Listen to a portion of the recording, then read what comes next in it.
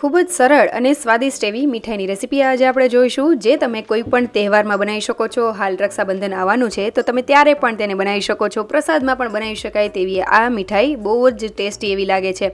તો જરૂરથી વિડીયોને એન્ડ સુધી જોતા રહેજો. તમારું સ્વાગત છે મારી ચેનલમાં અને આપ સૌને મારા જય શ્રી કૃષ્ણ. તો ચલો શરૂ કરીએ આજની આ રેસીપી. તો સૌથી પહેલાં આપણે ફૂલ ફેટ મિલ્ક લઈ લેશું અને તે મેં અહીંયા નોનસ્ટિક પેનમાં એડ કરી દીધેલું છે. તે 1.5 લીટર આશરે હશે. તેમાં મેં 1 વાટકી જેટલી દૂધની ફ્રેશ મલાઈ હોય ને એ એડ કરેલી છે. સાથે અડધો કપ જેટલો મિલ્ક પાવડર એડ કરેલો છે. ઇનકેસ તમારી પાસે મિલ્ક પાવડર ન હોય તો તમે સ્કીપ પણ કરી શકો છો. અને જો તમારે એડ કરવો હોય તો આસાનીથી કોઈ પણ કરિયાણાની દુકાને મળી જાય છે. 10 રૂપિયાવાળું પેકેટ પણ આવે છે.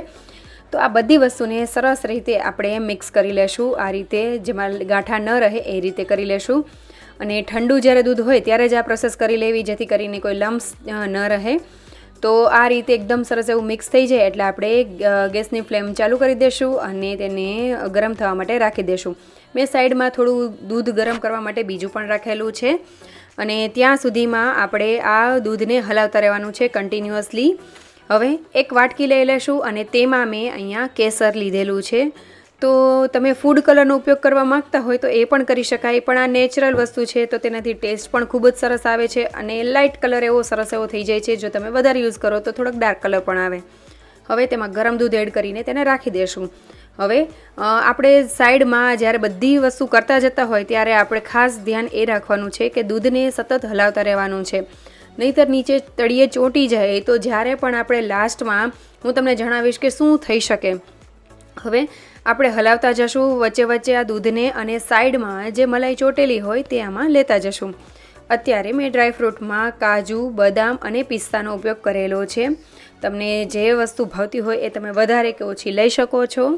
અને અહીંયા મેં બીજું એક લોયું ચડાવેલું છે બીજા ગેસ ઉપર અને તેમાં અડધું જે દૂધનું જે આ મિક્સચર છે તેને ટ્રાન્સફર કરી લીધેલું છે. કારણ કે બે વસ્તુમાં ઉકળશે તો જલ્દીથી આપણી પ્રોસેસ થઈ જશે એટલા માટે. હવે મેં એક ચોપિંગ બોર્ડ લીધેલું છે. તેમાં મેં અત્યારે બદામ લીધેલી છે અને સાથે પિસ્તા લીધેલા છે. તો તેને આપણે કટ કરવાના છે અને એક મિક્સર જાર લઈ લેશું. તેમાં આપણે થોડા એવા કાજુ એડ કરી દેશું. તમે જોઈ શકો છો આટલા મેં કાજુ લીધેલા છે. તમે તમારા ચોઈસ પ્રમાણે વધારે કે ઓછા પણ લઈ શકો છો. આમાં કોઈ એવું માપ નથી. અડધો કપ જેટલી મેં ખાંડ લીધેલી છે અને તેમાં એલચીના આપણે દાણા અત્યારે જ એડ કરી દેવાના. મારે ભૂલાઈ ગયા હતા એટલે મેં પાછળથી કરેલા છે. તો તમને જે ફ્લેવર ભાવતી હોય એ પણ એડ કરી શકો છો. એલચી આપણે રેગ્યુલરલી બધેમાં યુઝ કરતા હોઈએ છીએ. તો હવે તેને એકદમ ફાઇન એવું પીસી લેવાનું છે, પાવડર કરી લેવાનો છે. પલ્સ મોડ ઉપર કરવું જેથી કરીને સરસ એવો પાવડર થઈ જાય. હવે આપણે તેને સાઈડમાં રાખી દઈશું અને દૂધમાં આપણે હલાવતા જશું. તમે જોઈ શકો છો કે તે જે મલાઈ છે તે પણ સરસ એવી આ રીતે સ્પેચ્યુલાની મદદથી આમ કરતી જવાની, એટલે તે પણ સરસ એવી ભાંગતી જશે. હવે આપણે બદામ અને પિસ્તાની આ રીતની કતરણ કરી લેશું. તો અને જે દૂધ છે જે લોયામાં હતું તે ઘાટું થઈ ગયું હતું એટલે મેં જે આ પેન છે તેમાં ટ્રાન્સફર કરી લીધેલું છે. આમાં દૂધ ઉકળે ને ત્યાં સુધીની વાર લાગે છે. એવું નહીં કહું કે જલ્દીથી થઈ જશે, પણ દૂધ ઉકળે એટલી વાર આમાં લાગે છે. પણ આનો ટેસ્ટ છે ને બહુ જ સરસ લાગે છે. એક વખત જરૂરથી ટ્રાય કરજો. હવે આ દૂધ તમે જોતા હશો કે આપણે મલાઈ એડ કરેલી છે ને એટલે એમાં નાના નાના દૂધના જે ચંક્સ હોય ને, મલાઈના જે ચંક્સ એવા થતા જાય છે. મતલબ કે લચ્છા કેવા રીતે હોય એ રીતે. હવે મેં પિસ્તા અને બદામની એકદમ સરસ એવી બારીક એવા કટ કરી લીધેલા છે. તેને ગાર્નિશિંગ માટે યુઝ કરીશું. અને મેં જે કીધું એ રીતે કે હું એલચી જે છે તે ભૂલી ગઈ હતી એટલે મેં લાસ્ટમાં એડ કરેલી છે. અને આ રીતે મિક્સર જાર પાછું ફેરવી લીધેલું છે કારણ કે આપણે પાવડર જ કરવાના છીએ એટલા માટે. હવે દૂધ ઉકળીને આ રીતનું થઈ જાય. તમે જોઈ શકો છો કે કઈ રીતની કન્સિસ્ટન્સી થઈ છે. એકદમ ઘટ થઈ ગયું છે. તો આ સ્ટેજ ઉપર આપણે પનીર એડ કરીશું. તો મેં 150 ગ્રામ આશરે પનીર હશે અને એ મારા ઘરે બનાવેલું પનીર છે એટલે સોફ્ટ છે, એટલે મેં ખમણેલું નથી. જો તમે બજારનું પનીર યુઝ કરતા હોય તો ખમણીને એડ કરવું, જેથી કરીને તમારે વધારે તેને મસળવું ન પડે. અને સાથે જે આપણે ખાંડ અને કાજુનો પાવડર બનાવેલો હતો એ પણ એડ કરી દેશું અને કેસરવાળું દૂધ પણ એડ કરી દેશું. હવે આપણે તેને સરસ એવું હલાવતા જશું. તમારે જો ઘરે પનીર એકદમ સોફ્ટ ને એવું બનાવવું હોય ને તો તેની રેસીપી પણ મેં અગાઉ શેર કરેલી છે. જરૂરથી ચેક કરજો. ઘરે બહુ જ સરસ અને ટેસ્ટી એવું પનીર બનીને તૈયાર થઈ જાય છે. અને રાખવાની મેં ટિપ્સ પણ આપેલી છે કે તમે તેને કઈ રીતે સાચવીને પણ રાખી શકો છો. તો જરૂરથી ટ્રાય કરજો અને આ પનીર ખાવામાં ખૂબ જ ટેસ્ટી લાગે છે. તો હવે આપણે આ જે છે મિક્સચર તેને કન્ટિન્યુઅસલી હલાવતા જશું. તમે જોઈ શકો છો આમાં કેવું થશે કે જે પનીર છે ને તે નાના તેના આ રીતે ચંક્સ થઈ જશે, મતલબ નાના એવા ટુકડા હશે ને તો સરસ એવો તેનો ટેસ્ટ આવે છે. અને આને કલાકંદ પણ કહેવાય છે. મેં આજે પનીર ઓછું યુઝ કરેલું છે, તમે વધારે પણ યુઝ કરી શકો છો, દૂધનું પ્રમાણ ઓછું પણ રાખીને કરી શકો છો. બહુ જ ટેસ્ટી એવી લાગે છે. હું વારે ઘડીએ કહું છું બહુ ટેસ્ટી લાગે, પણ એક વખત તમે બનાવશો ને એટલે તમે પણ ચોક્કસ કહેશો. તો હવે આપણે કન્ટિન્યુઅસલી હલાવતા જવાનું છે અને તેને ત્યાં સુધી હલાવીશું કે જ્યાં સુધી તે એક જગ્યાએ ભેગું ન થવા લાગે, એટલે સેટ પણ સરસ થઈ જાય. તો તમે જોઈ શકો છો કે પેનને છોડવા લાગ્યું છે. હવે જ્યારે આપણે અગાઉ દૂધ જો હલાવતા હોઈએ ને તો તમે કન્ટિન્યુઅસલી તેને ન ચલાવો ને તો નીચે તળિયે બેસી જાય અને આ સ્ટેજ ઉપર આવે ને ત્યારે તે સોફ્ટ થઈ જાય, તો ત્યારે આપણા મિક્સચરમાં પણ તે લાગી જવા કરે છે બ્રાઉન કલરના સ્પોટ. એટલા માટે જ મેં તમને કીધેલું કે તેને કન્ટિન્યુઅસલી હલાવતું જવાનું.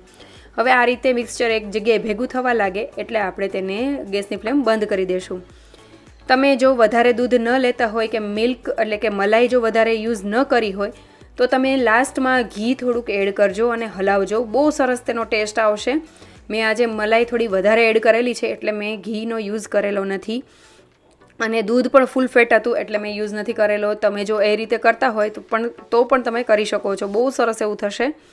હવે આપણે એક લઈ લેશું વાસણ અને મેં અહીંયા ચોકી લીધેલી છે નાની, તેમાં બટર પેપર એડ કરીને આ જે મિક્સચર છે તેને ઢાળી દેશું.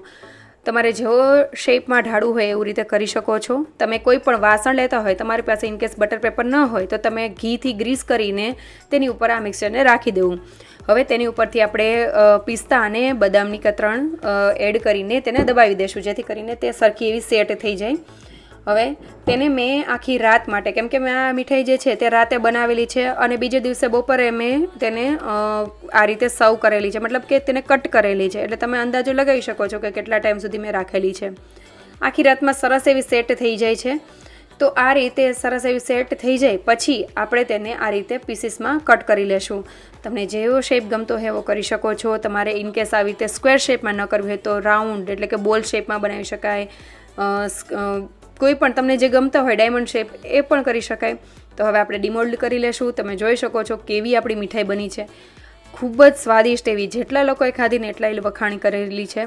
તો જરૂરથી ટ્રાય કરજો. અને આ કલાકંદની રેસીપી ખાવામાં ખૂબ જ ટેસ્ટી લાગે છે. આપણે કોઈ પણ ફૂડ કલરનો ઉપયોગ નથી કરેલો, કેસરનો જ ઉપયોગ કરેલો છે, તો પણ તમે જોઈ શકો છો કે કેવો કલર આવ્યો છે અને તેનો ટેસ્ટ પણ ખૂબ જ સરસ આવે છે. તો જરૂરથી આ રેસીપી ટ્રાય કરજો. હમણાં રક્ષાબંધન આવે છે, કોઈ તેના પછી આવશે ગણેશ ચતુર્થી એટલે ગણેશ ઉત્સવ આવશે, ત્યારે પણ નવરાત્રિમાં પણ ભગવાનને પ્રસાદીમાં, માતાજીને પ્રસાદીમાં ધરવું હોય તો પણ તમે બનાવી શકો છો. તો આ રેસીપી ટ્રાય કરજો અને કેવી લાગી તમે મને જરૂરથી કમેન્ટ કરીને જણાવજો. અને જો રેસીપી સારી લાગે તો લાઇક, શેર અને સબસ્ક્રાઈબ કરજો. કમેન્ટ કરવાનું ભૂલતા નહીં. Thank you for watching.